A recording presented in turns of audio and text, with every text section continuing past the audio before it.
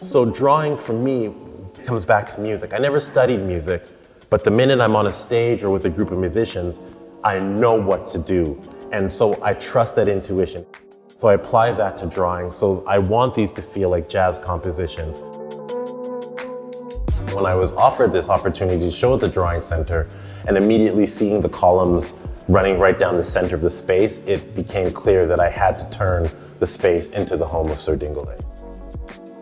Sir Dingolay is an imagined ancestor. I created this character to allow me to play with all the ideas and all the ancestors that I haven't met. I'm known for making these small, intimate sculptures, these high detailed dioramas. And so for me, this was essentially scaling that up. So when a visitor enters the space, I really want them to feel like you've entered the home of this night.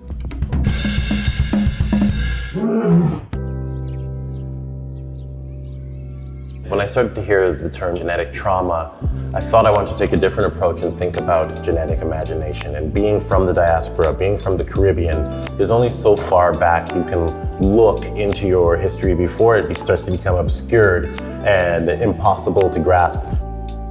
You'll see a lot of lovers. You'll see a lot of the idea of the creation of life, the origin of life.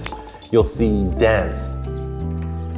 The act of masquerade is very, very important to me. From my first carnival experience, seeing relatives and people transform themselves with face paint or adorning their bodies with feathers, I felt I needed to create Sir Dingolay for myself because it was such a deep connection to the freedom and the expression of my Trinidadian family, which I feel has been lost. You grow to a certain age where you have to act a certain way. This freedom felt lost to me, the child that would just want to dance in the streets. So the costume is a way of entering that to bring that back and remind myself. When you enter the space, you'll see that it's mainly built and the walls are held up with scaffolding.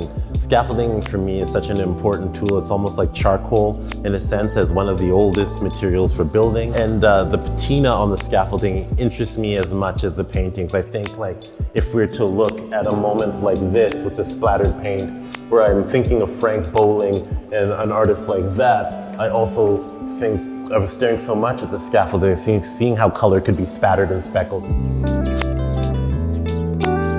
So a common theme in Cantai Altar is celebration and joy. Joy is such a part of my family and our time together.